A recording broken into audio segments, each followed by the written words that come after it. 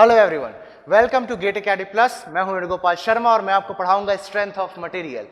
Last कुछ weeks से हमारे पास बहुत ज़्यादा डिमांड आ रही है, हमारे चैनल पे बहुत से कमेंट्स आ रहे हैं कमेंट सेक्शन पे कि हमको जल्द से जल्द स्ट्रेंथ ऑफ मटेरियल स्टार्ट करना चाहिए, क्योंकि ये गेट पॉइंट ऑफ व्यू से as well as university point of view से इस सेमेस्टर का बहुत ही इंपॉर्टेंट और बहुत ही वेटेज रखने वाला सब्जेक्ट है।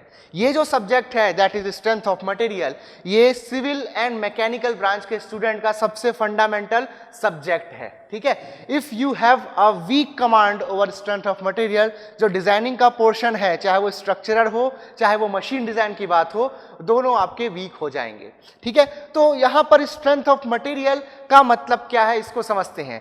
स्ट्रेंथ का मतलब क्या होता है? किसी भी चीज की क्षमता, उसको हम उसकी स्ट्रेंथ कहते हैं। ठीक है, अब स्ट्रेंथ ऑफ मटेरियल में हम डिफरेंट मटेरियल की स्ट्रेंथ की बात करते हैं, लेकिन क्यों? हम जानते हैं कि किसी भी मैकेनिकल या सिविल इंजीनियर का काम होता है बेसिकली डिजाइन करना। एक मैकेनिकल इंजीनियर मशीन की डिजाइन करता है, मशीन के कंपोनेंट्स की डिजाइन करता है, ठीक है, ऑटोमोबाइल्स की डिजाइन करता है। ठीक उसी तरह एक सिविल इंजीनियर स्ट्रक्चर्स की डिजाइन करता है, चाहे वो स्टील स्ट्रक्चर हो चाहे वो कंक्रीट स्ट्रक्चर हो। तो यहां पर किसी भी स्ट्रक्चर में हमको ये पता होना चाहिए कि जो मटेरियल हम यूज कर रहे हैं वो कब टूटता है, वो कब फेल होता है। ठीक है, so we must know its strength. अगर हमको पता नहीं है कि इसकी लोड कैरिंग कैपेसिटी कितनी है, ये कितना लोड सह सकता है, तो हम एक अच्छा स्ट्रक्चर, एक परफेक्ट स्ट्रक्चर कभी भी डिजाइन नहीं कर सकते, एक परफेक्ट मशीन कभी भी डिजाइन नहीं कर सकते। अदरवाइज अगर हमको नहीं पता कि उसकी स्ट्रेंथ क्या है, तो हम कभी भी प्रिडिक्ट भी नहीं कर पाएंगे कि इसकी लाइफ कितनी होगी, ये कब फेल होगा और कैसे फेल होगा। सो स्ट्रेंथ ऑफ मटेरियल हमको एक बेसिक अंडरस्टैंडिंग देता है, जिसके थ्रू हम बता सकते हैं कि कोई भी कंपोनेंट, कोई भी मेंबर किस तरह से फेल होगा, कितनी देर बाद फेल होगा और कितना लोड झेलने के बाद फेल होगा। Okay, so this is the subject all about. अब स्ट्रेंथ में अगर मैं किसी को बेसिकली समझाने की कोशिश करूं, अगर आप एक इंजीनियर हो और आप किसी नॉन इंजीनियर पर्सन से डील कर रहे हो, तो आप उसको ये बोलोगे कि स्ट्रेंथ मतलब ये कितना लोड झेल सकता है। जैसे कि मैं किसी बेंच की बात करूं, किसी टेबल की बात करूं, तो उसमें आप क्या बोलोगे, इसकी कैपेसिटी कितनी, इसकी स्ट्रेंथ कितनी है। तो हम उसको जनरल वेज में ऐसा बताएंगे, अगर इस पे 6 पर्सन बैठ सकते हैं, इस पे 8 पर्सन बैठ सकते हैं, जिनका एवरेज वेट इतना होना चाहिए, तो ये टिक जाएगा। अगर इस पे इससे ज्यादा वेट लगा दोगे तो ये इसको नहीं सह पाएगा। तो इस तरह से हम डेली लाइफ में जो स्ट्रेंथ होता है उसको आपस में डिस्कस करते हैं और डिस्क्राइब करते हैं। लेकिन जब हम इंजीनियरिंग लेवल पे आते हैं तो स्ट्रेंथ को हम लोड के टर्म्स में ना बता करके उसे एक डिफरेंट टर्म्स में रिप्रेजेंट करते हैं, दैट इज स्ट्रेस। ठीक है, स्ट्रेस के टर्म्स में हम स्ट्रेंथ को डिनोट करते हैं। जब हम लोड लगाते हैं तो स्ट्रेस पैदा होता है। What is stress? Stress is nothing but the internal resistance पर unit area offered by the body और द ऑब्जेक्ट। जब किसी भी ऑब्जेक्ट पे आप लोड लगाते हो तो वो ऑब्जेक्ट आपके लगाए गए लोड को सहने के लिए एक रेजिस्टेंस क्रिएट करता है, ठीक है, अपने अंदर, ताकि वो उस एक्सटर्नल फोर्स को रेजिस्ट कर पाए, उसे झेल पाए। इस रेजिस्टिंग फोर्स की जो इंटेंसिटी है, that is the resisting force per unit area is known as the stress. ठीक है, अब सेकंड टर्म हम देखते हैं इस सब्जेक्ट में, that is strain. What is strain? Strain basically किसी भी ऑब्जेक्ट में, किसी भी बॉडी में होने वाले डिफॉर्मेशन को टेक्निकली मेजर करने का एक अप्रोच है। स्ट्रेन को डिफाइन किया जाता है change in dimension per unit original dimension, यानी कि यहां हम बेसिकली रेशियो देखते हैं उन चीजों का जिस चीजों से हम लोग डिफॉर्मेशन को मेजर कर सकते हैं। वो क्या है? फर्स्ट ऑफ ऑल, अगर डिफॉर्मेशन हो रहा है या नहीं हो रहा है, इसको जानने के लिए हमको उसका जो ओरिजिनल डायमेंशन है वो पता होना चाहिए। फिर हमको ये देखना है कि इसमें कोई चेंज हुआ या नहीं हुआ, यानी कि उसका जो शेप और जो साइज था वो चेंज हुआ या नहीं हुआ, ये हमको देखना होता है। तो जो डिफॉर्मेशन और जो ओरिजिनल डायमेंशन होता है उसका जो रेशियो है, that is known as strain. इस सब्जेक्ट में हम different type of stresses and strains के साथ डील करेंगे। जो भी डिजाइन का सब्जेक्ट है, चाहे वो मशीन डिजाइन का सब्जेक्ट हो, चाहे वो स्ट्रक्चरल डिजाइन का सब्जेक्ट हो, मेन जो फोकस होता है वो कभी भी किसी भी स्ट्रक्चर में, किसी भी मशीन कंपोनेंट में पैदा होने वाले डिफरेंट स्ट्रेसेस पे किया जाता है। क्यों ऐसा किया जाता है? उसका कारण है स्ट्रेंथ। अब यहां पर मैं आपको एक ब्रीफ इंट्रोडक्शन देना चाहूंगा स्ट्रेंथ के बारे में, जिसको हम इंजीनियरिंग में पढ़ते हैं, ठीक है। Strength is the maximum value of stress which a material can sustain. Strength जो है वो स्ट्रेस की वो वैल्यू है जो मटेरियल सह सकता है। अगर इस स्ट्रेंथ से ज्यादा स्ट्रेस उसमें आ जाए, उस पर लगा दिया जाए, उसमें पैदा हो जाए, तो वो स्ट्रक्चर फेल हो जाता है, ठीक है, वो मशीन कंपोनेंट फेल हो जाता है। दैट्स वाई यहां पर हम स्ट्रेस को दो तरीके से पढ़ेंगे जब सब्जेक्ट स्टार्ट होगा। फर्स्ट होगा आपका इंड्यूस स्ट्रेस, यानी कि आप जो लोड लगाते हो उसके करस्पॉन्डिंग कितना स्ट्रेस पैदा होता है, और दूसरा होगा मैक्सिमम परमिसिबल स्ट्रेस, यानी कि कितना इस पे लगाया जा सकता है। अगर आपका induce stress maximum permissible stress से ज्यादा हो जाएगा तो उस केस में वो जो स्ट्रक्चर है वो फेल हो जाएगा, ठीक है। अब यहां पर मैं फेल बोल रहा हूं, फेल होने का दो मतलब होता है। What does it mean by fail, या फेलियर ऑफ अ कंपोनेंट क्या होता है, इसको मैं आपको समझाना चाहूंगा। फेलियर का मतलब यह है कि जब वो कंपोनेंट डिजाइनर द्वारा डिसाइड किए गए क्राइटेरियाज को फुलफिल नहीं करता। जैसे कि सपोज मैं अपने शर्ट की बात करता हूं, तो फेलियर का मतलब यह नहीं है कि ये शर्ट फट जाए, ठीक है। अगर ये शर्ट मेरे किसी यूज का नहीं, आउट ऑफ फैशन हो चुका है, इसका साइज छोटा हो गया, इसका कलर डल हो गया, तो देयर आर वेरियस क्राइटेरिया जिसके कारण मैं इसको पहनता हूं, इसको यूज करता हूं। लेकिन अगर ये उन क्राइटेरियाज को फुलफिल नहीं कर रहा है, so I will not use my shirt again, okay, मैं शर्ट चेंज करूंगा, कोई नई शर्ट खरीद के लाऊंगा। सिमिलर कॉन्सेप्ट है यहां पर आपके स्ट्रेस का एंड आपके स्ट्रेंथ का, ठीक है। मटेरियल जब पर्टिकुलर डिजाइनर द्वारा दिए गए क्राइटेरिया को जब फुलफिल नहीं कर पाता है तो उस केस में उसको हम कह देते हैं कि ये फेल हो चुका है। अब फेल दो तरीके का होता है, फेल दो तरीके से होगा। फर्स्ट होगा परमानेंट डिफॉर्मेशन। परमानेंट डिफॉर्मेशन मतलब उसका शेप, उसका साइज हमेशा के लिए बिगड़ गया, ठीक है, और जिस शेप में उसको होना चाहिए था ताकि मैं उसको यूज कर सकूं, अब वो उस शेप में, उस साइज में नहीं रहा। So this is the failure due to deformation. It is also known as plastic deformation, ठीक है, इसको हम आगे सब्जेक्ट में डील करेंगे। सेकेंड होता है परमानेंट रप्चर और वी कॉल इट फ्रैक्चर। जब कोई स्ट्रक्चर का कंपोनेंट टूट जाता है उस केस में भी हम उसको फेल कहते हैं। तो अलग अलग मटेरियल के लिए अलग अलग फेलियर के क्राइटेरिया होते हैं। जैसे कि हम जब सब्जेक्ट स्टार्ट करेंगे तो डिफरेंट टाइप का मटेरियल पढ़ेंगे, that is ductile material and brittle material. Ductile materials के लिए जो प्लास्टिक डिफॉर्मेशन होता है that is taken as failure criteria, और जो रप्चर होता है that is taken as criteria for the brittle materials. ये सारी चीजें हम यहां पर डिस्कस करेंगे। अब देखिए इस सब्जेक्ट में मेन इंपॉर्टेंस है आपका term that is load, okay. What is load, ये चलिए समझते हैं हम लोग कि लोड क्या होता है, ठीक है। तो देखिए बेसिक डिफरेंस है लोड में और फोर्स में। Load is nothing but a kind of force, okay. But force की जब मैं बात करता हूं तो फोर्स जो होते हैं डिफरेंट तरीके के हो सकते हैं। जब मैं फोर्स की बात करता हूं तो फोर्स नंबर ऑफ टाइप्स में डिवाइड किया जा सकता है, ठीक है। First is the mechanical force, mechanical force, then EMF और इलेक्ट्रोमोटिव फोर्स, ठीक है, और दी ग्रेविटी फोर्स,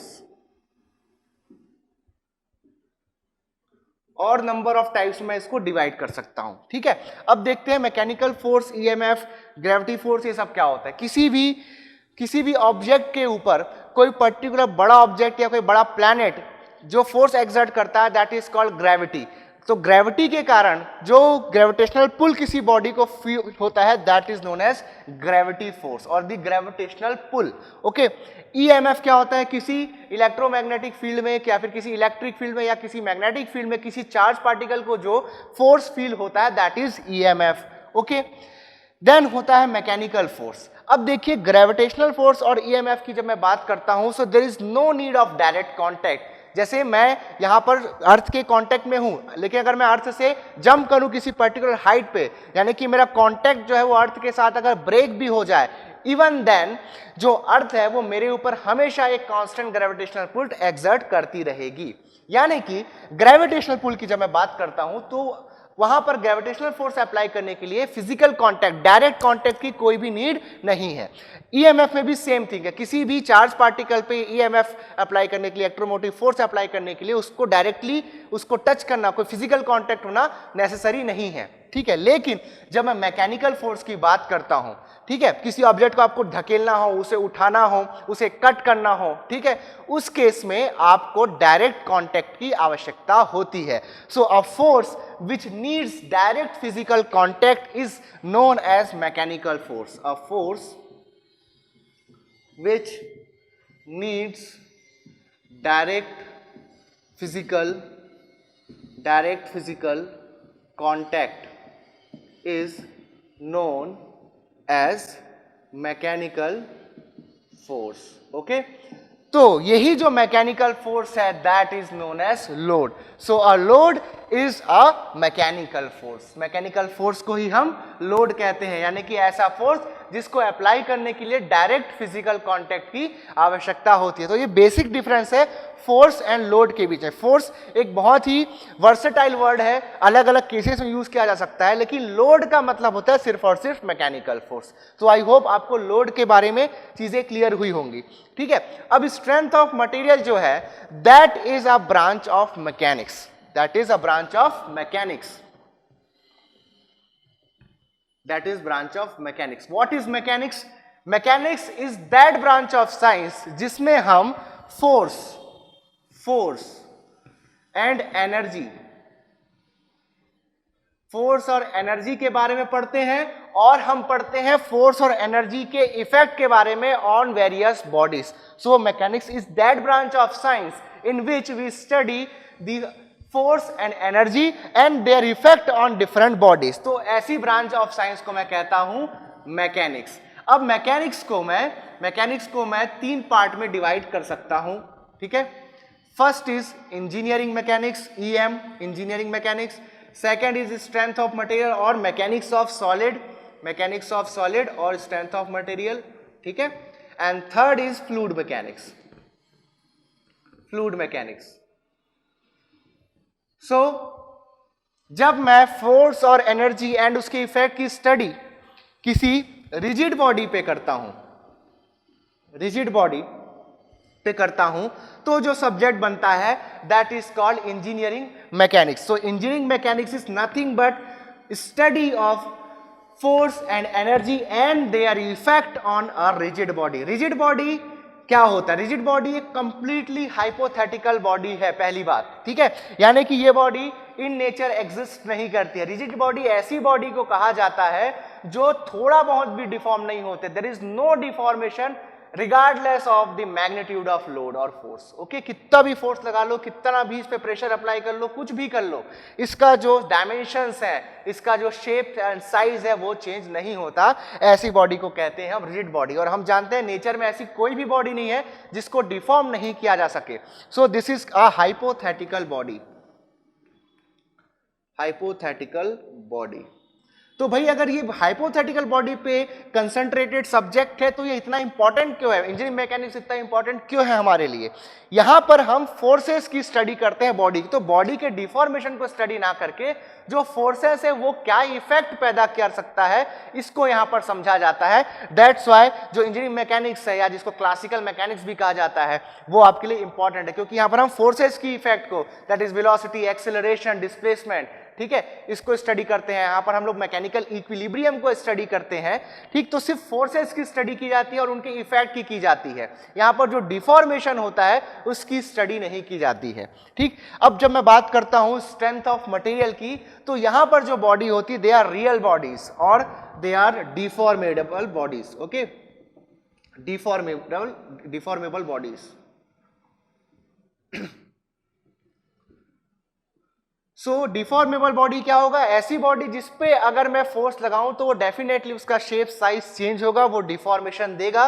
तो ऐसे बॉडी को मैं डिफॉर्मेबल बॉडीज बोलता हूं. ठीक है, कुछ बुक्स में आपको मिलेगा एक term that is known as resistant body. ठीक है, what is resistant body? Resistant body ऐसी बॉडी को कहता हूं जो कि अपना काम करती है. अगर उनका काम है मोशन ट्रांसफर करना, लाइक अ शाफ्ट क्या करता है? एक पॉइंट से दूसरे पॉइंट तक जो रोटेशन है उसको ट्रांसफर करता है. तो वो अपना जो उनको दिया गया जो काम है, चाहे वो लोड कैरी करना हो लाइक कॉलम, या मोशन ट्रांसफर करना हो लाइक शाफ्ट, तो अपना काम वो करती हैं, लेकिन इस मोशन को या इस लोड को ट्रांसमिट करते समय, बियर करते समय वो एक कंसीडरेबल डिफॉर्मेशन देती हैं। ठीक है, एक कंसीडरेबल डिफॉर्मेशन देती है जिसको हम ऑब्जर्व कर सकते हैं, जिसको नोटिस कर सकते हैं। तो ऐसी बॉडी को रेजिस्टेंट बॉडी कहते हैं। Resistant body is nothing but a kind of deformable body. ठीक है, now we talk about fluid mechanics. Fluid mechanics हम जानते हैं क्या होता है, this is the study of fluid. ठीक है, तो यह भी एक तरीके की डिफॉर्मेबल बॉडी होती है fluid, but the deformation in case of fluid is continuous. So this is study of force and energy, study of force and energy and their effect on fluid is known as fluid mechanics, where fluid is a substance which is deforming continuously under action of a force. ठीक है, deforms continuously, and अगर force को हटा भी लिया जाए तब भी इसका डिफॉर्मेशन कंटिन्यू रहता है, वापस अपने ओरिजिनल स्टेट पे नहीं आती है। सो फ्लूइड को हम बोल सकते हैं a substance with zero memory. अगर एक बार आप उसको ढकेल दिए, उसको आप गिरा दिए, उस पर अगर आप फोर्स एक्सर्ट कर दिए तो वो कंटिन्यूअसली डिफॉर्म होती चली जाती है, वापस अपने इनिशियल स्टेट पे कभी नहीं आती है। लेकिन सॉलिड में ये चीज नहीं होती है। सॉलिड में ऐसा होता है कि जब आप डिफॉर्म करते हो तो वो वापस अपने शेप में आने की कोशिश करता है। तो यहां पर हम देखेंगे सॉम में दो तरह के मटेरियल्स। ठीक है, one will be elastic and plastic. ठीक है, और डिफॉर्मेशन का भी दो क्राइटेरिया होगा, दैट इज इलास्टिक डिफॉर्मेशन, ठीक है, एंड प्लास्टिक डिफॉर्मेशन। यहां पर हमारे सब्जेक्ट का जो स्कोप है that is focused on elastic deformation, और हम थ्योरी ऑफ इलास्टिसिटी को यहां पर फॉलो करेंगे। यहां थ्योरी ऑफ प्लास्टिसिटी जो हम आगे पढ़ेंगे कि क्या होती हैं दो थ्योरीज, उसको हम फॉलो नहीं करेंगे। ठीक है, थ्योरी ऑफ प्लास्टिसिटी यहां पर हम लोग स्टडी नहीं करते हैं, यानी कि हम जो भी स्टडी करेंगे, जो भी स्ट्रेसेस का जो अभी हम लोग एनालिसिस करेंगे, स्टडी करेंगे, वो सभी इलास्टिक जोन के अंदर होंगी। What is elastic and what is plastic deformation? अगर किसी भी सब्सटेंस को, किसी भी मैं मटेरियल को अगर खींचता हूं या दबाता हूं या कोई भी उस तरह किसी भी तरीके का उस पर फोर्स लगाता हूं, मैं उसको डिफॉर्म करता हूं मैं, तो अगर ये डिफॉर्मेशन लोड हटाने के बाद कंप्लीटली वैनिश हो जाता है, गायब हो जाता है, तो ऐसे डिफॉर्मेशन को मैं बोलता हूं इलास्टिक डिफॉर्मेशन। ठीक है, और जिस लोड की लिमिट तक या जिस स्ट्रेस की लिमिट तक मटेरियल ये बिहेवियर देता है, यानी कि लोड हटाया और डिफॉर्मेशन गायब, तो इसको बोलते हैं इलास्टिक लिमिट। लोड की या स्ट्रेस की वो वैल्यू जिस तक ये मटेरियल ये बिहेवियर कंटिन्यू करेगा, उस वैल्यू को बोलते हैं इलास्टिक लिमिट। ओके, सो ऐसा डिफॉर्मेशन जो इलास्टिक लिमिट के अंदर होगा that is called elastic deformation.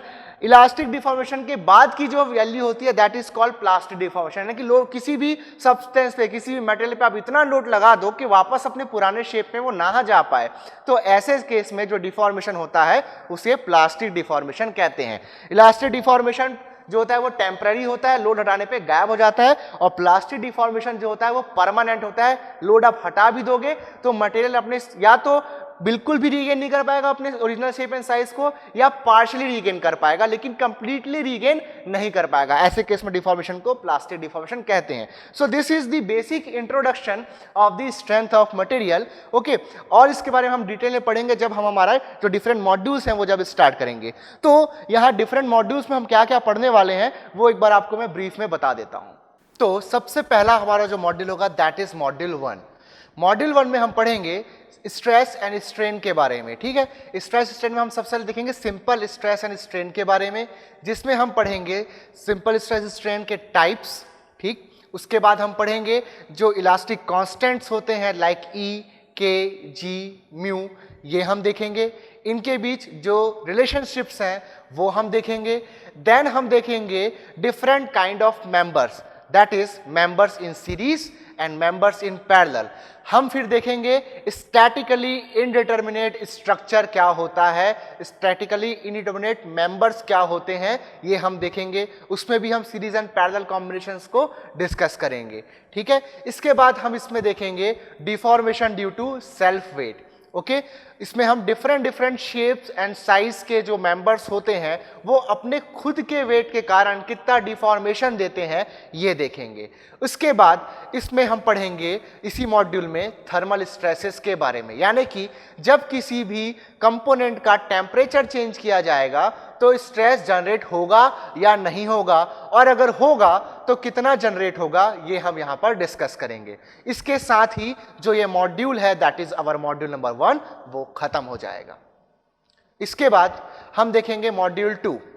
Module 2 में हम पढ़ेंगे प्रिंसिपल स्ट्रेस एंड स्ट्रेन के बारे में, जिसे कॉम्प्लेक्स स्ट्रेसेस भी कहा जाता है। यहां पर हम देखेंगे कि प्रिंसिपल स्ट्रेस क्या होता है, प्रिंसिपल स्ट्रेन क्या होती है, और पढ़ेंगे कि प्रिंसिपल प्लेन क्या होता है। ठीक है, फिर हम लोग यहाँ पर axial loading, biaxial loading and triaxial loading के बारे में पढ़ेंगे। हम stress as a tensor quantity को और डिटेल में स्टडी करेंगे।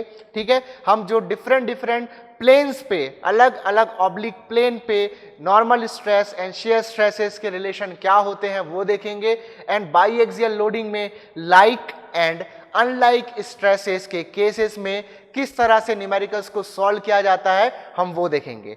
फिर यहाँ पर हम देखेंगे बहुत ही इंपॉर्टेंट टॉपिक जो कि यूनिवर्सिटी के एग्जाम्स के लिए काफ़ी स्कोरिंग है, और GATE and IES as well as SSC के एग्जाम्स में भी ये बहुत ज़्यादा वेटेज रखता है, that is Mohr circle. Mohr circle के थ्रू हम लोग बाई एक्सियल लोडिंग के केसेस में जो कॉम्प्लेक्स स्ट्रेसेस हैं उनको एनालाइज करते हैं, और ये एक ग्राफिकल अप्रोच होता है। इसको हम देखेंगे कि किस तरह से डिफरेंट केसेस में मोहर सर्कल ड्रॉ किया जाता है। ठीक है, फिर हम देखेंगे प्रिंसिपल स्ट्रेन के बारे में एंड ऑब्लिक प्लेन्स पे नॉर्मल एंड शेयर स्ट्रेन की कैलकुलेशंस हम देखेंगे, और इसके साथ ही जो ये मॉड्यूल है वो भी हमारा खत्म हो जाएगा।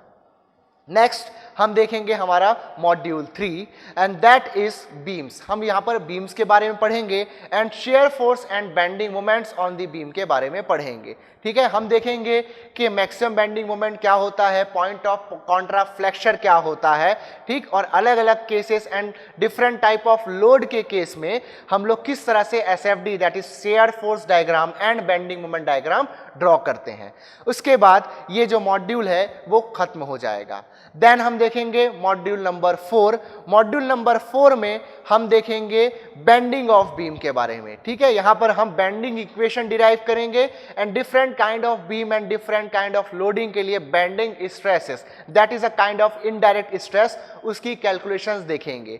ठीक है, यहां हम लोग बीम की स्ट्रेंथ का क्राइटेरिया क्या क्या होता है, किस तरह से रेडियस ऑफ कर्वेचर क्या होता है, ठीक है, मोमेंट ऑफ रेजिस्टेंस क्या होता है, ये सारे जो फंडामेंटल टर्म्स हैं वो हम देखेंगे बीम्स के बारे में। देन हम इसी मॉड्यूल में पढ़ेंगे shear stress on a beam, ठीक, जिसमें हम डिफरेंट बीम्स के लिए, चाहे वो सिंपली सपोर्टेड बीम हो, चाहे वो कैंटिलीवर बीम्स हो, चाहे वो ओवरहैंगिंग बीम्स हो, उनके लिए हम shear stress in beams calculate करेंगे। ठीक है, इस जो टॉपिक की बात कर रहा हूं मैं that is shear stress in beam, इसको transfer shear stress in beams के नाम से भी जाना जाता है। इसके बाद हमारा जो बीम वाला पोर्शन है वो कंप्लीट हो जाएगा। देन हम पढ़ेंगे टॉर्शन इन शाफ्ट्स, हम शाफ्ट्स के बारे में पढ़ेंगे। ठीक है, तो नेक्स्ट मॉड्यूल हमारा होगा शाफ्ट पे। तो जो मॉड्यूल नंबर 5 होगा उसमें हम टॉर्शन के बारे में पढ़ेंगे। इसमें हम shaft in parallel, shaft in series के बारे में पढ़ेंगे, स्टैटिकली इनडिटर्मिनेट शाफ्ट के बारे में पढ़ेंगे। ठीक है, और यहाँ पर जो हमारा टॉर्शन का मॉड्यूल है वो खत्म हो जाएगा। ठीक, देन हम नेक्स्ट मॉड्यूल नंबर 6 में पढ़ेंगे स्प्रिंग्स के बारे में। ठीक है, स्प्रिंग बेसिकली जो टॉर्शन वाला पार्ट है उसी का एक्सटेंशन है। ठीक है, तो हम मॉड्यूल 6 में पढ़ेंगे स्प्रिंग्स के बारे में। देन हम हमारा next module that is module number 7 start करेंगे। मॉड्यूल नंबर 7 जो होगा वो गेट आईईएस के लिए बहुत ज़्यादा इंपॉर्टेंट है, साथ ही साथ जो यूनिवर्सिटी के स्टूडेंट्स हैं उनका जो सबसे टफेस्ट सब्जेक्ट होता है, सबसे टफेस्ट जो पोर्शन होता है मॉस का, वो ये पोर्शन होगा that is combined bending and torsion. यहां पर हम लोग बेंडिंग और टॉर्शन का कंबाइंड इफेक्ट देखेंगे बीम्स और शाफ्ट में। ठीक है, और यहां पर हम देखेंगे कि किस तरह से maximum stresses and maximum shear stresses generate होते हैं बीम्स में एंड शाफ्ट में जब उस पर बेंडिंग एंड टॉर्शन एक साथ किया जाता है। तो इसके लिए हम डिफरेंट फॉर्मूले भी देखेंगे। इसके साथ साथ यहाँ पर that is combined bending and torsion, इसमें हम लोग जो Mohr circle and principal stress strain का जो कंसेप्ट है वो लगा करके जो आईईएस एंड गेट के क्वेश्चंस होते हैं उसका एक एग्जामिनेशन करेंगे और समझेंगे कि कैसे ये जो फ्यूजन है बेंडिंग एंड टॉर्शन का उसको हम लोग Mohr circle and principal stress strain के कंसेप्ट से हम स्टडी करते हैं। उसके साथ ही हमारा ये मॉड्यूल खत्म हो जाएगा।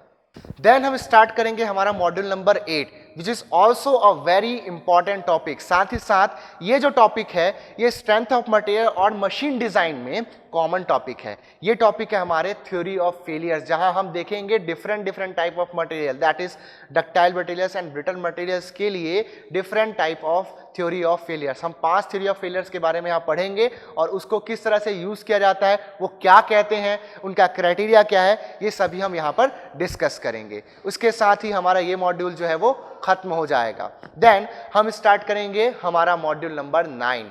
मॉड्यूल नंबर 9 में हम पढ़ेंगे कॉलम्स के बारे में।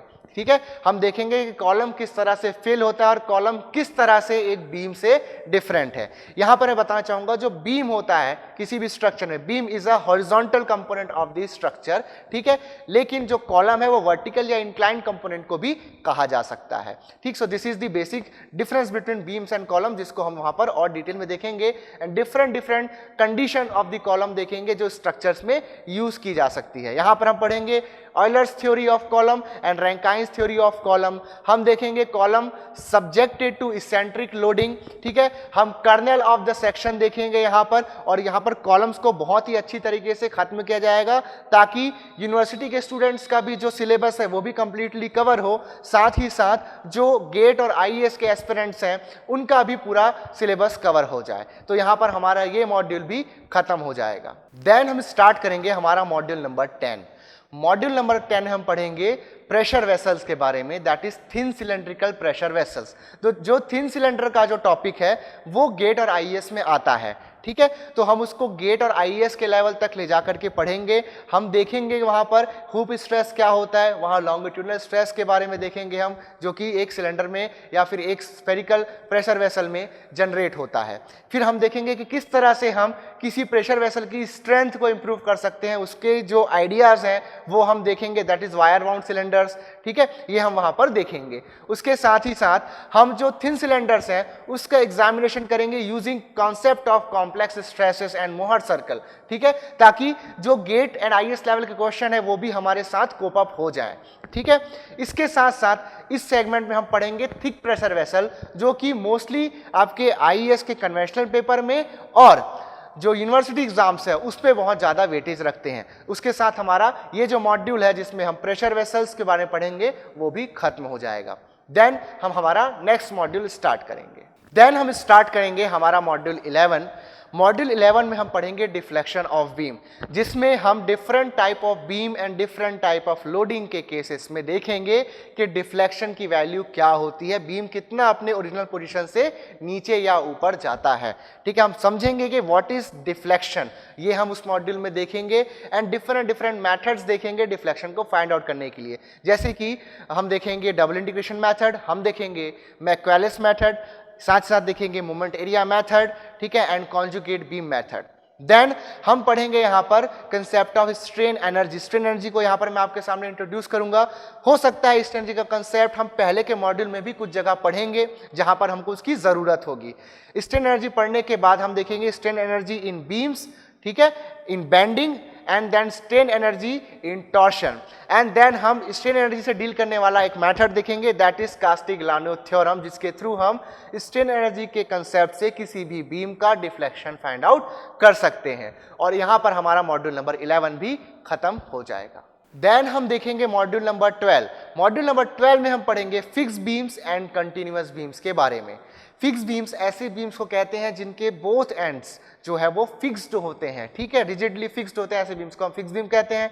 साथ ही साथ कंटिन्यूअस बीम्स ऐसे बीम्स को कहते हैं जिसमें 2 से ज्यादा सपोर्ट्स हम यूज करते हैं। ठीक है, फिर हम देखेंगे प्रॉप्ड बीम्स के बारे में, और यहाँ पर जो fix beam and continuous beam का जो मॉड्यूल है दैट इज मॉड्यूल नंबर 12, वो भी फिनिश हो जाएगा।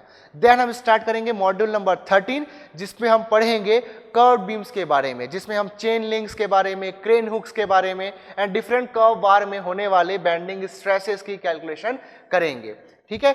देन हम पढ़ेंगे हमारा मॉड्यूल नंबर 14, जिसमें हम देखेंगे अनसिमेट्रिकल बेंडिंग के बारे में। हमने जो पहले बेंडिंग पढ़ा हुआ था वो सिमेट्रिकल बेंडिंग के नाम से भी जाना जाता है। अनसिमेट्रिकल बेंडिंग में जो बेंडिंग होती है वो सिमेट्रिकल प्लेन्स के अबाउट ना होकर के जब लोड किसी डिफरेंट प्लेन में एक्ट कर रहा होता है तब हमें जो बेंडिंग मिलती है that is known as unsymmetrical bending. तो उसको भी हम देखेंगे, वहां भी जो भी रिक्वायर्ड हमको डेरिवेशंस हैं, न्यूमेरिकल्स हैं, वो हम करेंगे। और इसके साथ हमारा स्ट्रेंथ ऑफ मटेरियल का कंप्लीट पैकेज जो है, कंप्लीट जो सीरीज है वो खत्म हो जाएगी। सो आई होप आप इसके लिए बहुत ही एक्साइटेड होंगे।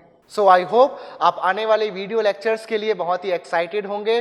ठीक है, आप अगर हमारे चैनल पे पहली बार आए हैं तो हमारे चैनल को सब्सक्राइब करना ना भूलिए, इस वीडियो को शेयर करना ना भूलिए और नीचे बने बेल आइकन को जरूर दबाइए ताकि हमारे लेटेस्ट नोटिफिकेशंस आपको टाइम टू टाइम मिलते रहें।